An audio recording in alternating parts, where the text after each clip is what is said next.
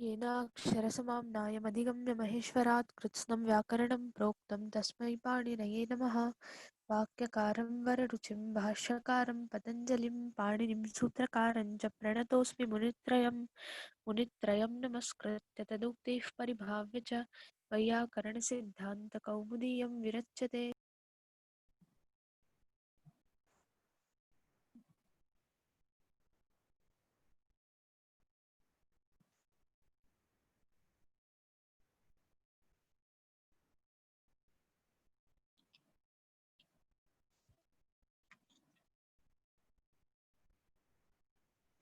व्रातेन जीवति इति सूत्रपर्यन्तं वयं ह्यः पठितवन्तः। व्रातेन जीवति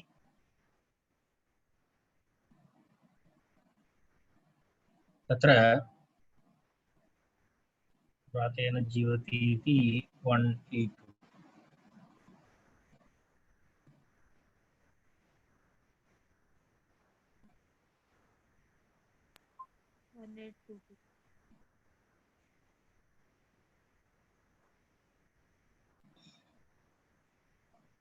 अग्रिमं सूत्रं साप्तपदीनं सख्यम् इति अग्रिमं सूत्रं। साप्तपदीनं सख्यम्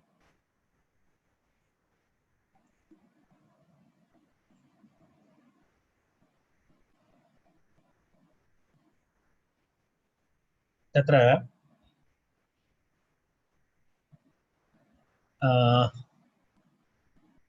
सप्तपदी इति भवन्तः जानन्ति। विवाहसन्दर्भे सप्तपदी इति उच्यते। तद् अस्ति, तदेकसप्तपदी तत्र अस्ति एव। अत्र किञ्चित् भिन्नमस्ति। अत्र सख्यविषये वदति सप्तपदीनं सख्यं सौहृदं मैत्री इति तत्र अनुवृत्ति खञ्जप्रत्ययविधायकं सूत्रमेतत्। खञ्जप्रत्ययः भवति सप्तपदशब्दात् तृतीयान्तात् अवाप्यं सख्यम् इत्यर्थे खञि सप्तपदीनम् इति भवति इत्यर्थः। सूत्रे अस्ति सप्तशब्दात्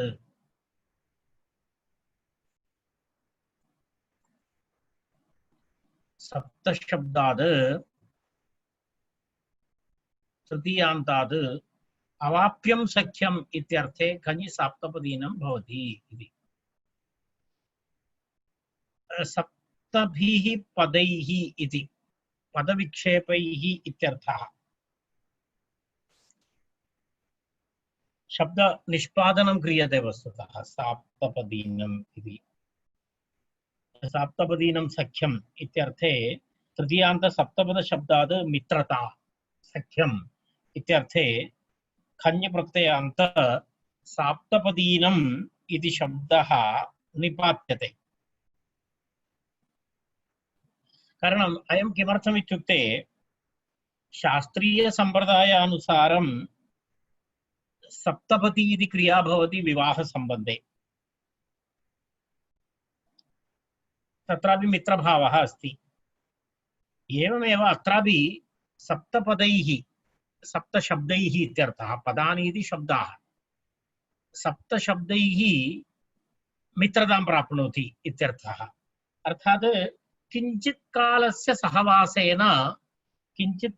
सहवासेन वार्तालापेन सप्तशब्दानां वार्तालापेन मैत्रीम् अवाप्यते, मैत्रीं प्राप्नोति इत्यर्थे सप्तपदीनं सख्यं।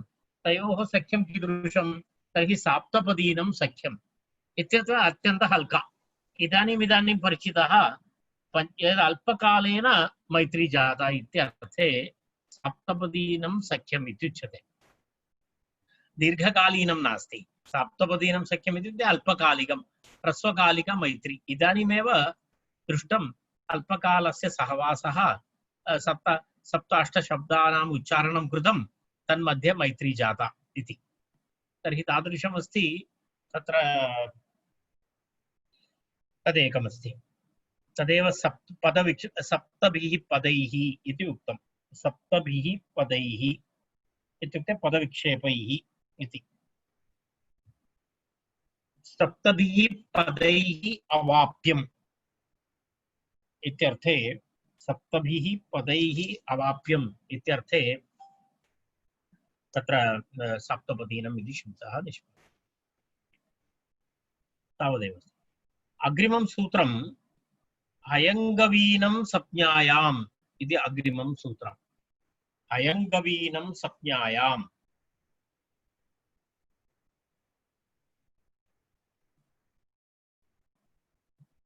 हयङ्गवीनं संज्ञायाम्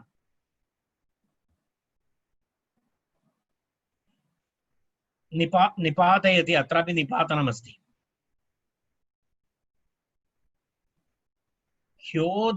ह्योदोहस्य गोदोहस्य हियङ्गुरादेशः विकारार्थे खञ् च निपात्यते इति उक्तम्। हयङ्गवीनम् इत्युक्ते वस्तुतः नवनीतं मखन्। हयङ्गवीनम् इत्यस्य कः अर्थः? नवनीतम् इत्यर्थः। रघुवंशे अस्ति हयङ्गवीनमादाय इति प्रथमसर्गे कालिदासेन प्रयुक्तः शब्दः हयङ्गवीनम्। हयङ्गवीनम् इत्युक्ते नूतनं नवनीतम् इति, पुरातनं न। इदमिदानीं ह्यः गोदोहः जातः, तस्य दुग्धस्य दधि अभवत् सायङ्कालपर्यन्तं अथवा प्रातःकालपर्यन्तं, तस्मात् निष्कासितं नवनीतम् इति विनूतनं नवनीतम् इति अर्थे हयङ्गवीन शब्दः। पुरातन नवनीतं भवति गृहे फ्रिड्ज् मध्ये, तद् हयङ्गवीनं नास्ति, तद् मक्खन् अस्ति। यद् ह्यः इदमिदानीं कृतम्, इदमिदानीं ह्यः गोदोहः जातः, तस्य दधि अभवत्, तस्मात् निष्कासितं नवनीतं चेत् हयङ्गवीनम् इति अस्ति। सोऽपि शब्दः निपात्यते अत्र। तत्र कथं? ह्यस् इति अव्ययं, ह्यः ह्यस् इति अव्ययं पूर्वेद्युः इत्यर्थः। ह्यः इति शब्दस्य कः अर्थः? पूर्वेद्युः इत्यत्र अर्थः। तत्र उत्पन्नः गोदोहः, अर्थात् ह्यः जातः गोदोहः। दोहः इति पयः इत्यर्थे लाक्षणिकम्। गोदोहनम् अर्थः नास्ति, गोदोहः इत्युक्ते गोपयः। ह्यः गोदोहः। तस्मात् षष्ट्यन्तात् विकारार्थे खञि ईनादेशे किं भवति? ह्योदोह इत्यस्य ह्योगोदोह इत्यस्य स्थाने हियङ्गु इति आदेशः निपात्यते। ह्योगोदोहः इत्यस्य स्थाने हियङ्गु इति आदेशः तत्र निपात्यते। तर्हि हियङ्गु इति प्रकृति इदानीं हियङ्गु अभवत्। ह्योगोदोह इति प्रकृति, तस्मात् विकारार्थे खञ्, ह्योगोदोह खञ्, प्रकृतेः स्थाने अनेन सूत्रेण हियङ्गु इति निपातः। तर्हि हियङ्गु खञ्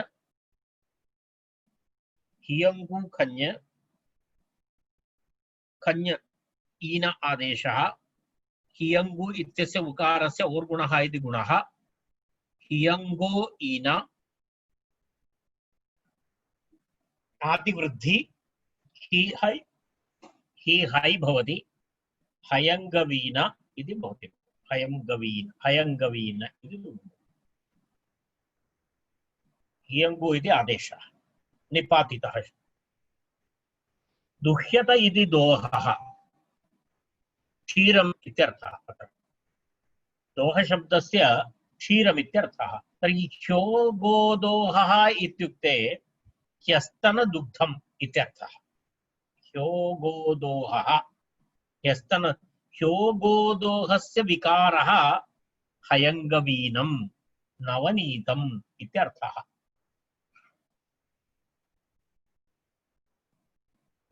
ह्योगोदोहस्य विकारः अयंगवीनम अयंगवीनम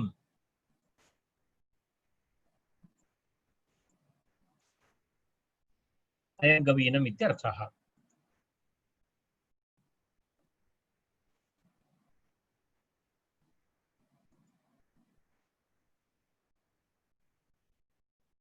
तावदेव अस्ति।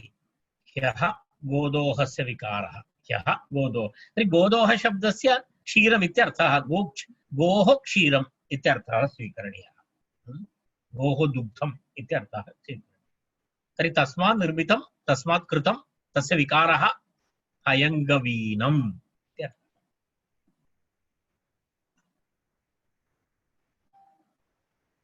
अग्रिमं सूत्रम्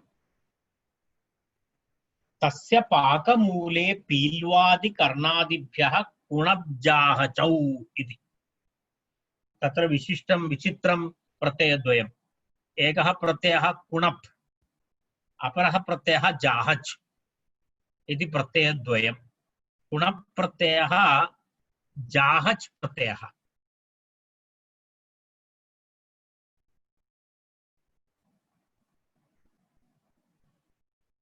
तस्य पाकमूले पील्वादि कर्णादिभ्यः गणद्वयम्। पील्वादिगणः कर्णादिगणः। पीलु कर्कन्धु शमी करीर बल बदर अश्वत्थ इति पील्वादिगणः। कर्ण अक्षी नख मुख केश पाद गुल्ब भ्रू शृंग दंत ओष्ठ पृष्ठ इति कर्णादिगणः। शरीरावयवाः सामान्यतः इति गणद्वयम्। पील्वादिगणः कर्णादिगणः यथासंख्यमनुदेशसमानम्। पील्वादिगणात् कुणप्रत्ययः। कर्णादिगणात् कर्णादिगणपठितशब्देभ्यः जाहच् प्रत्ययः। तत्र एवं प्रत्ययद्वयं तत्र भवति। तर्हि षष्ठी समर्थ पील्वादि तथा कर्णादि प्रातिपदिकेभ्यः तत्र पश्यतु। तस्य पाकमूले इति समाहारद्वन्द्वसप्तमी। पाकः परिणामः। पाकः इत्यस्य अत्र परिणामः इत्यर्थः। यदा फलानाम् इत्यादिकं परिणामः, न तु पाकः इति अस्माकं पाकः तथा न। तर्हि षष्ठ्यन्तेभ्यः पील्वादिभ्यः पाके अर्थे कुणप्। कर्णादिभ्यस्तु मूले अर्थे जाहच् इति सूत्रार्थः भवति। तत्र किमस्ति? षष्ठ्यन्तेभ्यः पील्वादिभ्यः पाके अर्थे कुणप्। पाकार्थे कुणप् प्रत्ययः भवति पील्वादिगणपठितशब्देभ्यः। कर्णादिगणपठितशब्देभ्यः तस्य मूलं। यदा कर्णमूलं, कर्णस्य मूलं, कर्णमूलं यद् मूले अर्थे जाहच् इति प्रत्ययः भवति। जाहच्।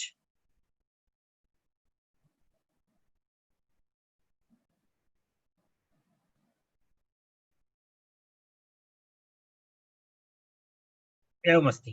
तर्हि प्रथमम् उदाहरणं पीलूनां पाकः पीलुकुणः। तत्र कुणप् इति प्रत्ययः पकारस्य लोपः भवति, कुण इति अवशिष्यते। पीलुकुण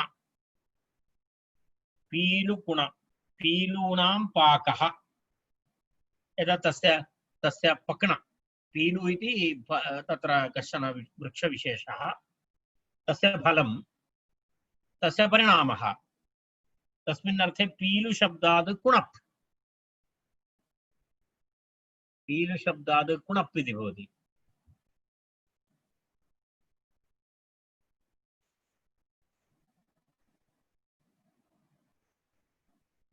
पीलु शब्दात् कुणप्। तर्हि पीलुकुणः इति शब्दः भवति। पीलुकुणः।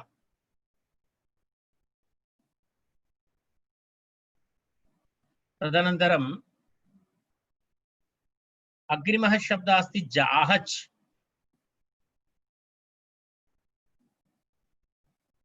जाहच् इति। जाहच् इति वस्तुतः चुदु इति सूत्रेण तस्य जकारस्य लोपः भवितुमर्हति, परन्तु तत्र विशिष्टप्रयोजनं किमपि नास्ति तस्य लोपं कृत्वा। यदा स्वरविषयविधायक स्वरविधिः सामान्यतः स्वरनिमित्तं तद्भवति, परन्तु अत्र स्वरविधिः नास्ति एतेन। तेन कारणेन तत्र आचार्यः मनोरमाकारः सूचयति जाहचः तु जकारस्य प्रयोजनाभावात् न इत्संज्ञा। तत्र विशिष्टं किमपि इत्संज्ञकं कृत्वा कोऽपि लाभः नास्ति। तेन कारणेन तत्र इत्संज्ञा नास्ति चुडु इति सूत्रे। तर्हि जाहच् जाहचेव भवति, चकारस्य लोपः भवति अन्तिमः, जाह इति भवति। तर्हि कर्णस्य मूलम् इत्यर्थे कर्णशब्दात् जाहच् प्रत्ययः भवति, चकारस्य संज्ञालोपः भवति, कर्णजाः इति प्रयोगः भवति। कर्णजाः इति कर्णमूलम् इत्यर्थः।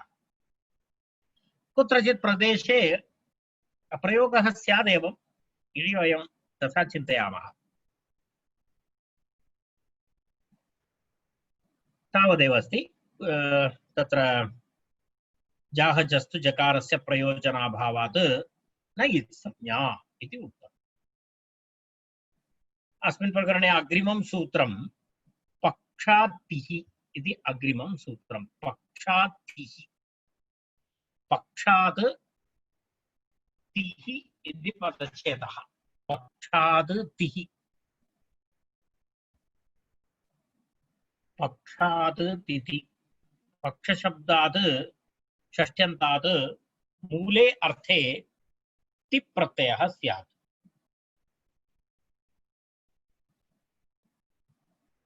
तत्र मूल तस्य जडम् इत्यर्थः। पंखः भवति खलु, पक्षिणां पंखः भवति, सः पक्षः इत्युच्यते। पक्षी पक्षः। तर्हि तस्य पक्षस्य मूलम् इत्यर्थः। पक्षशब्दात् षष्ट्यन्तात् मूले अर्थे ति प्रत्ययः स्यात्। तर्हि पक्षस्य मूलम् इत्यर्थे पक्षति मूलग्रहणमात्रम् अनुवर्तते। पूर्वसूत्रे किमस्ति? तत्र तत्र मूले पील्वादिकर्णादिभ्यः इति अस्ति खलु, तस्मात् सूत्रात् मूलग्रहणम् अनुवर्तते। तस्य मूले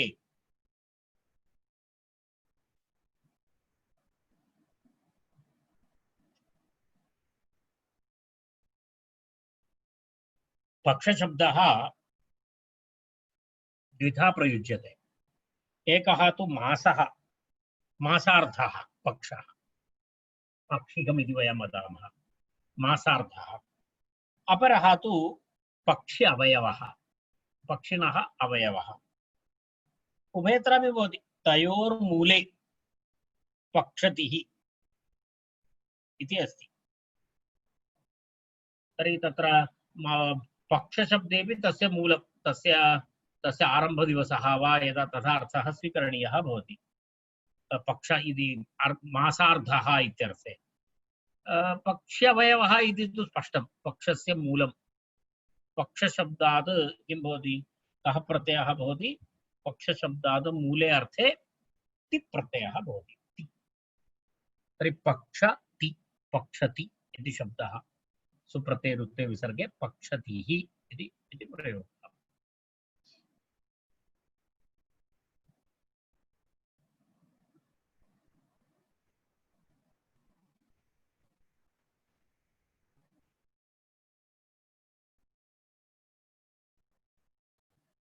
तेन वित्तश्चुञ्चुक्षणपौ इति अग्रिमं सूत्रं।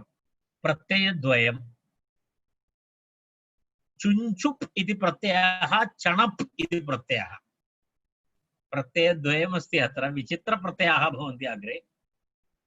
चुञ्चुप् इति एकः प्रत्ययः, चणप् इति अपरः प्रत्ययः।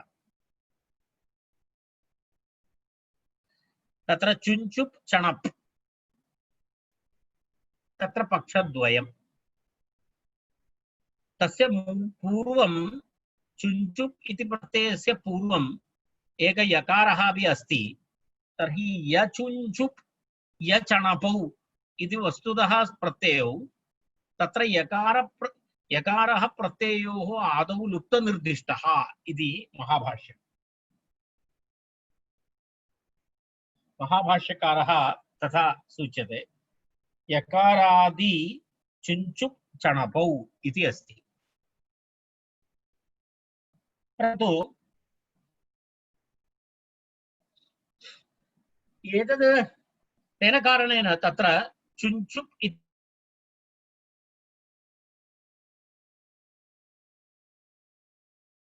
लोपः नास्ति। उभयत्रापि यकारपूर्वः अस्ति तत्, तेन कारणेन चकारः प्रथमः न, परन्तु यकारः आदौ एव लुप्तनिर्दिष्टः कृतः। तदपि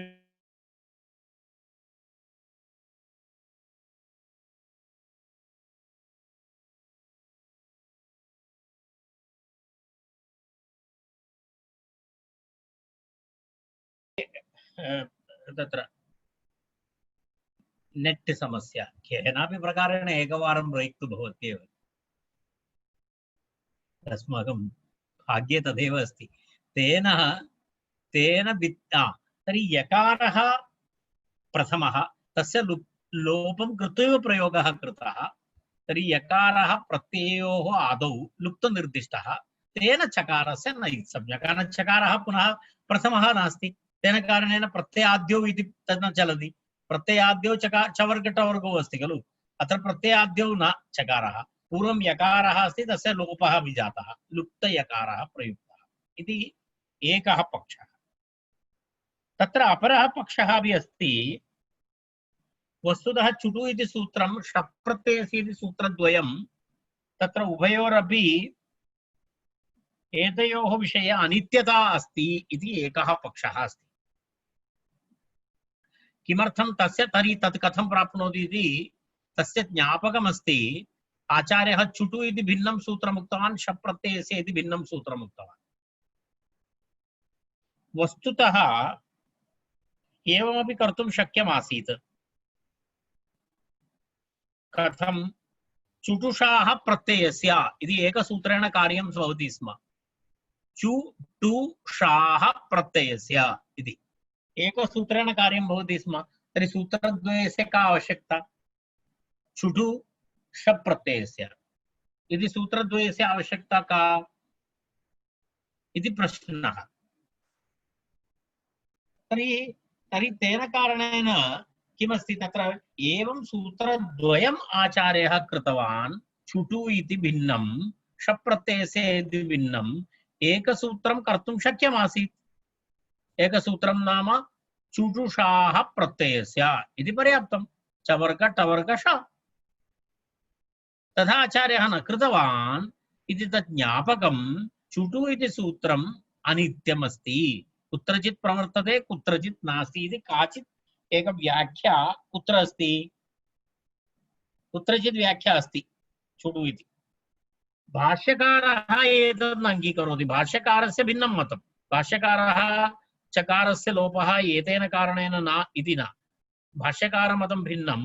तत्र भाष्यकारः वदति यकारप्रत्ययोः आदौ लुप्तनिर्दिष्टः इति पक्षद्वयं तत्र अस्ति।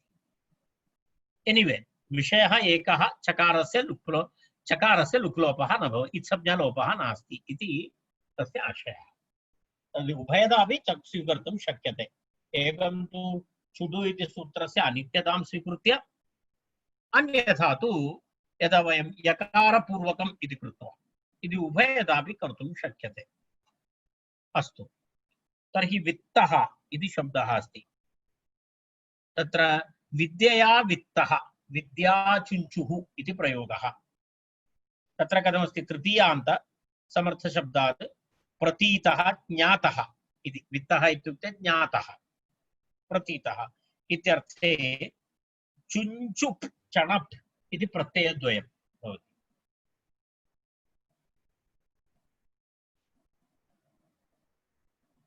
तृतीयान्ताद् वित्त इत्यर्थे चुञ्चुप् चणपो भवतः इत्यर्थः। वित्तः इति प्रसिद्धः इत्यर्थे प्रयुज्यते। चकारस्य न इत्संज्ञा उपदेशे आदित्वाभावादित्यर्थः उपदेशे आदित्वं नास्ति तस्य अर्थात् यकारपूर्वकमस्ति यकारपूर्वकमस्ति इति कृत्वा तस्य किं नास्ति तस्य आदित्वं नास्ति इति कृत्वा आदित्वाभावात् तत्र किं नास्ति लुक्लोप इत्संज्ञालोपः न भवति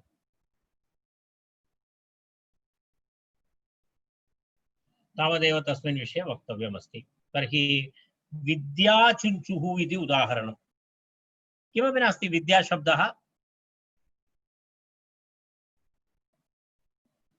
विद्यया वित्तः इत्यर्थे ज्ञातः इत्यर्थे विद्याकारणेन तस्य प्रसिद्धि पंडितः सः तेन कारणेन प्रसिद्धः इति विद्यया वित्तः इत्यर्थे कथं भवति विद्याशब्दात् चुञ्चुप् प्रत्ययः पकारस्य संज्ञालोपः विद्याचुञ्चुः इति प्रयोगः कोऽपि पण्डितः अस्ति तमेव वक्तुं शक्यते एषः विद्याचुञ्चुपः अस्ति विद्याचुञ्चुः अस्ति पुनः विवरणं करणीयं भवति विद्याचुञ्चुः नाम किमिति अन्यथा जनाः चिन्तयन्ति एतस्य अपमाननं करोति इति विद्याचणः अपरः शब्दः विद्याचणः पश्यतु एते एतादृशाः शब्दाः सन्ति विद्याचणः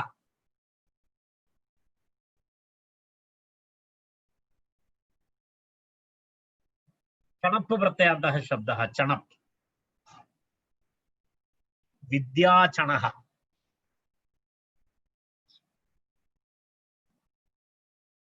विद्याशब्दात् चणप् प्रत्यये पकारस्य संज्ञालोपे विद्याचणः इति शब्दः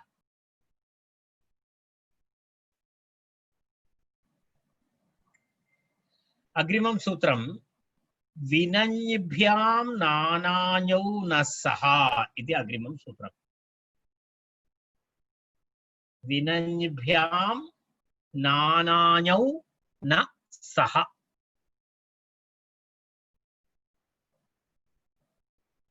विनञ्भ्यां नानाञौ न सः इति न सहेति संघातः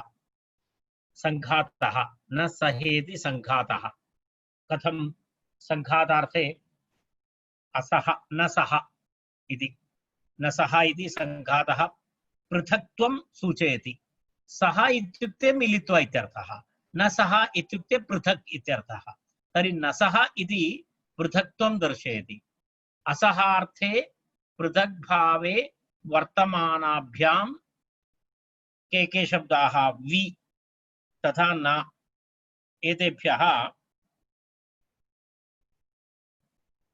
न नान्य इति प्रत्ययद्वयं भवति असहार्थे इत्युक्ते पृथक् भावे वर्तमानाभ्यां केभ्यां वि इति प्रातिपदिकं न इति उपसर्गः अस्ति खलु उपसर्गाणामपि प्रातिपदिकत्वम् अस्ति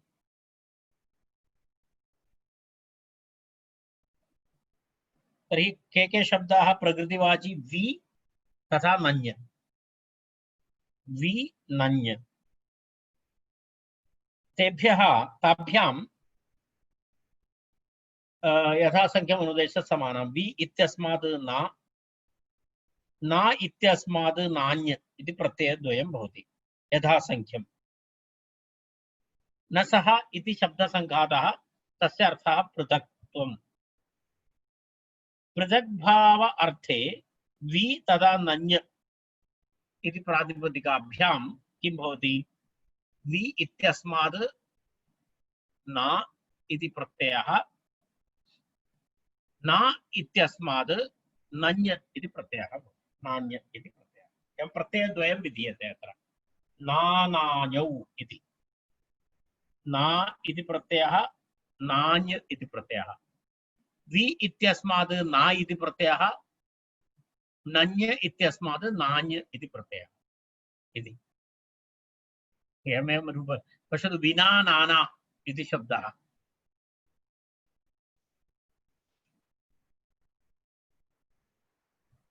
न सः इत्यर्थे वि रहितम् इत्यर्थे वि वि शब्दात् वि इति उपसर्गः अस्ति तत्र वि तस्मात् न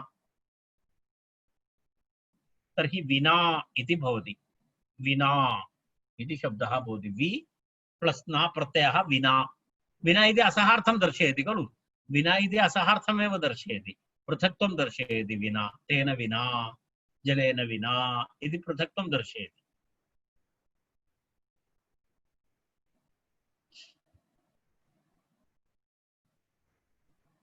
तर्हि तत्र किं भवति तत्र अव्ययभावः भवति अव्ययादाप्सुपः अव्ययादाप्सुपः इति सूत्रेण तत्र अव्ययसं लुक् लोपः भवति विनासु प्रथम एकवचनं सुप्रत्ययस्य अव्ययादाप्सुपः इति सूत्रेण किं भवति लुक् लोपः भवति लुक् लोपः भवति चेत् विना इति रूपं भवति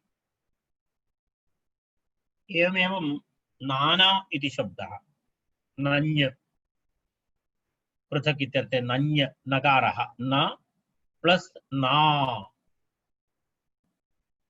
ञित् अस्ति प्रत्ययः ञित् अस्ति नञ् नान्य प्रत्ययः नित् अस्ति इति कृत्वा आदिवृद्धि तर्हि न ना भवति नाना इति शब्दः भवति समानार्थः विना नाना समानार्थः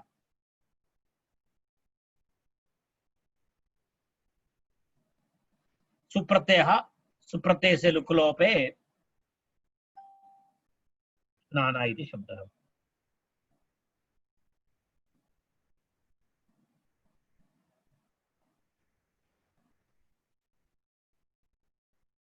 अस्तु तर्हि तत्र सूत्रार्थः स्पष्टः जातः असहार्थे पृथक् भावे वर्तमानाभ्यां विनञ्भ्यां स्वार्थे नानायौ प्रत्ययौ स्तः इति सूत्रार्थः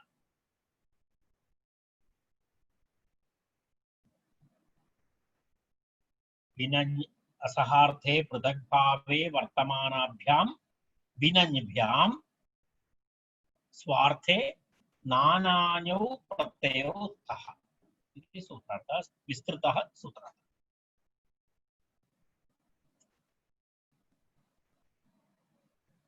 वेः शालच्छङ्कटचौ इति अग्रिमं सूत्रम् वेः शालच्छङ्कटचौ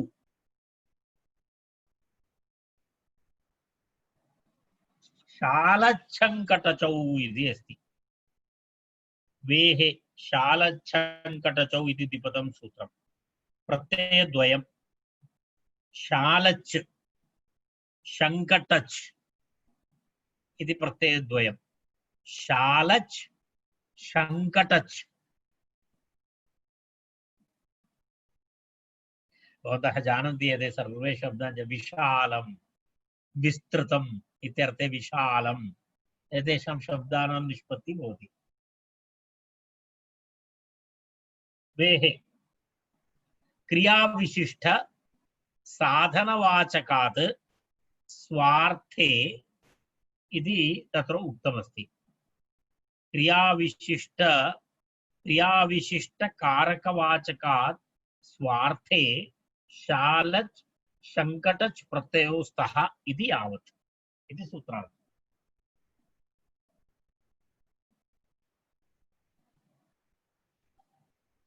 वि इति अस्ति न उपसर्गगत अर्थको तत्र क्रियाविशिष्टतां दर्शयति तत्र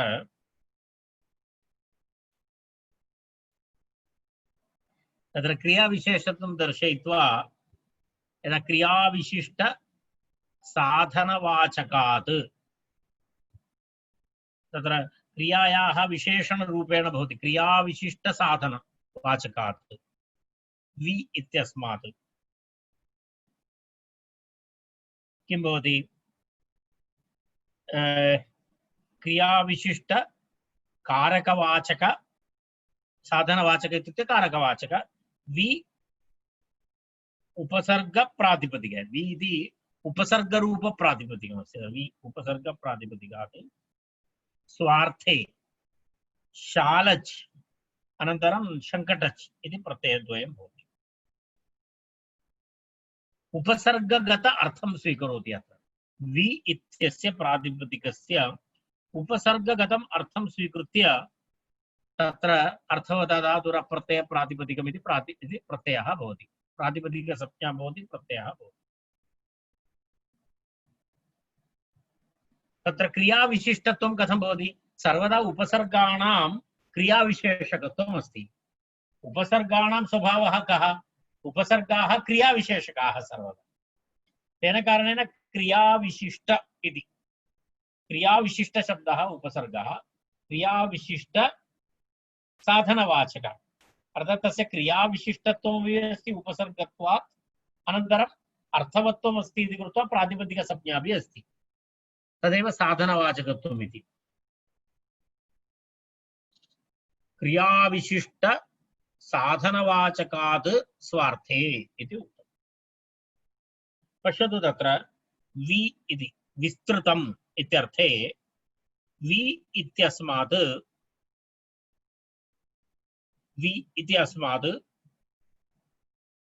शालच् प्रत्ययः भवति चेत् विशालम् इति रूपं भवति। चकारस्य लोपः, विशालच् चकारस्य संज्ञालोपः।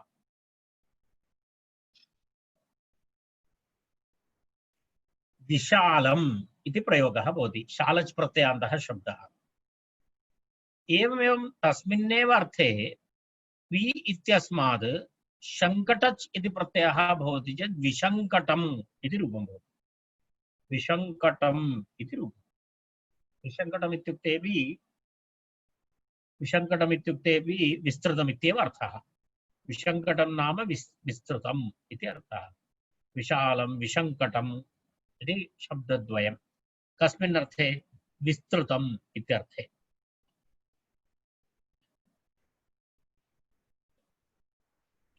एतादृशानां शब्दानां प्रयोगं कुर्वन्तु अग्रे। विशङ्कटं स्थानमस्ति अत्र इति वदतु।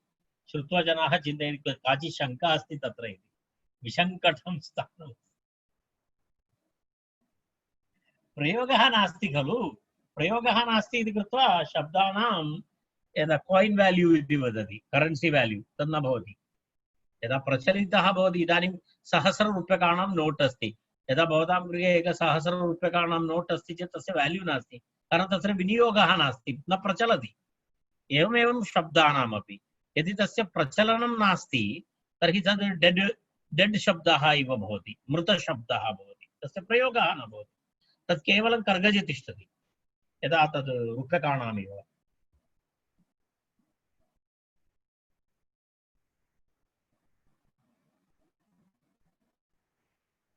कटच् इति प्रत्ययविधायकं सूत्रं। सम्प्रोदश्च कटच्, सम्प्रोदश्च कटच्।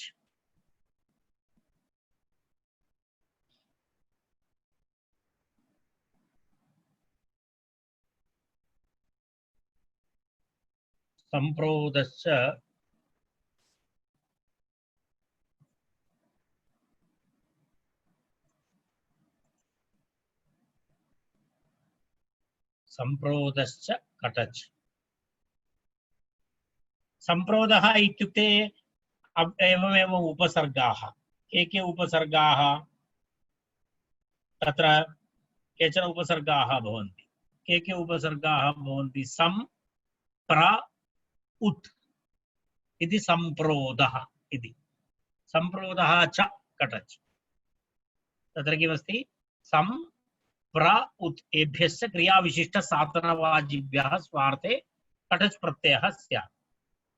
चद् वेरपि वि इत्यस्यापि भवति। चकारग्रहणेन वि इत्यस्यापि ग्रहणं करणीयं पूर्वसूत्रात्। वि तर्हि सम् प्र उद वि एतेभ्यः कस्मिन् अर्थे? क्रियाविशिष्ट साधनवाचकात् स्वार्थे कः प्रत्ययः? कटच् प्रत्ययः स्यात् इत्यर्थः। कटच् प्रत्ययः। सङ्कटम् इति शब्दः, पश्यतु, सङ्कटम् इति शब्दः प्रसिद्धः। सङ्कटम् इति शब्दस्य कथं व्युत्पत्ति?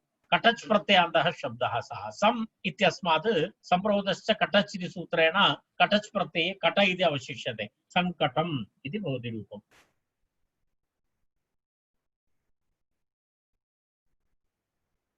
सम् कटच् परसवर्णः भवति सम् कटच् इति मकारस्य अनुस्वारः भवति अनुस्वारस्य इ परसवर्णः सङ्कटम् इति भवति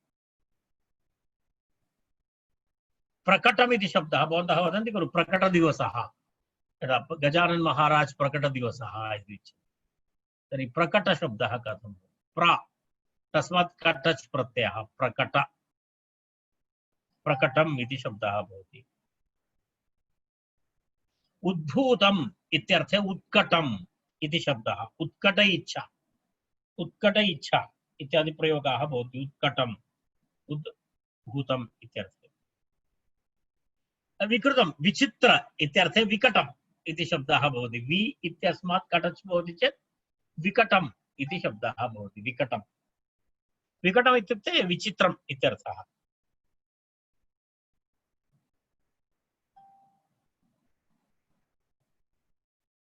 विकटम् इत्यर्थः